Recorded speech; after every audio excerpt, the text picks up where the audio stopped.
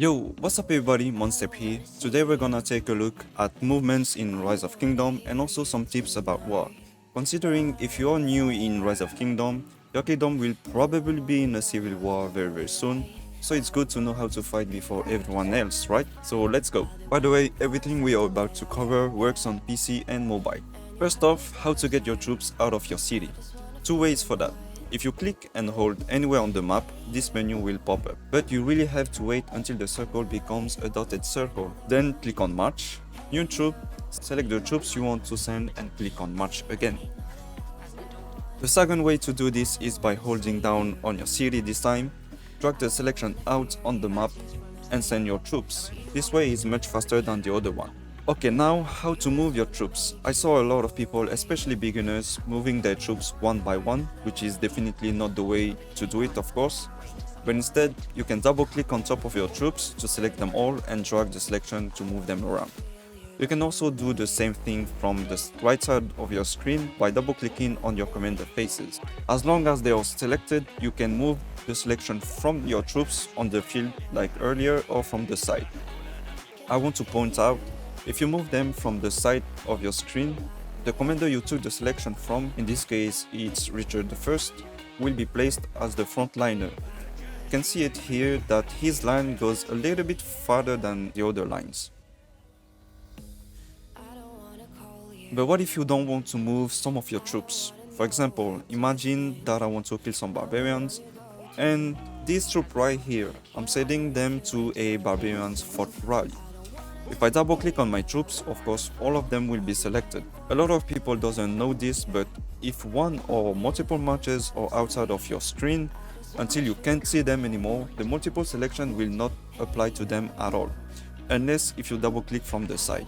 It's a great thing to know, but depending on the situation you're in, it can be useless, like fighting for example. The other way to do it is by holding down on the map, click on March and look at the bottom right corner. Check the multiple selection box, and from here you are able to unselect the troops you don't want to move. You will use this multiple selection tool a lot in Rise of Kingdom. And the last thing that I want to talk about is the march information. I don't really know how they call this, but on the right side, just above of your commander faces, you have these blue arrows. You can click on it to have more information about your troops, like their position, so you can also click on the cards here. You can click on the information icon to see what unit type you have with this march. You can also recall them from here. If you have some farmers out gathering resources, they will also appear on this page. They also made a movement guide, less noticeable, but it's there in case you don't remember my video. Now some tips about war. The most noticeable technique you see in a lot of videos is jumping. So you can jump from city to city or city to nodes, nodes to city to flags to CFs. Anyways, everything you can enter means you can jump from. But let me point out, cities and resources nodes allows you to send only one troop at a time, so it's not possible to jump with like 5 troops at once. The only exceptions are your alliance flags and fortresses. To jump it's super easy. Drag your troop in a building or a resources node, prepare your selection to the next building. As soon as they enter, let go your click to jump to the other building and keep doing this as long as you want. It's super useful to chase down someone or to avoid/escape an enemy, to recall your troops much faster, or maybe to catch up the time if you are late for a specific event. If I put those images on the screen, it is probably hard for you to tell who is who or what's happening. Even with the context, it will still be confusing. You see, in every KVK, different kingdoms will be fighting. Among those kingdoms, some of them will be allied to yours. Well, if your kingdom have a good diplomat at least.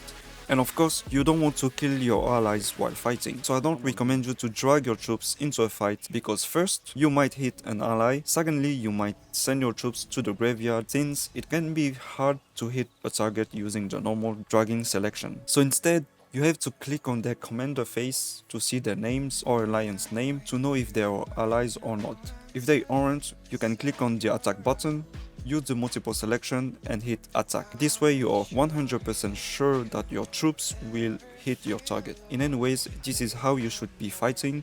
even if there's no allies around. You can do the same thing on neutral units like barbarians and guardians as well. I'm not gonna go in details about guardians, but if you want to avoid some drama in your kingdom, make sure to use the multiple selection to defeat a guardian. I can give you a lot more fighting tips, but I want to keep this video as short as possible, so let me give you one last tip. Don't be afraid to lose your troops. I once was a noob too at some point, and I remember that I didn't want to lose troops since I'm not away, but at the end of the day, this game is about war, not only killing neutral units. You train troops to fight, and in a battle you will lose troops, but you will always have time to train more with the different events happening in this game, so don't be scared to defend your flags or CFs. Follow your officer's orders. I'm not telling you to kill all your troops like right now, of course not, but just don't be scared to lose some. That's it for today's tutorial. I hope you enjoyed. Subscribe, like, and share maybe. See you into the next one. Peace.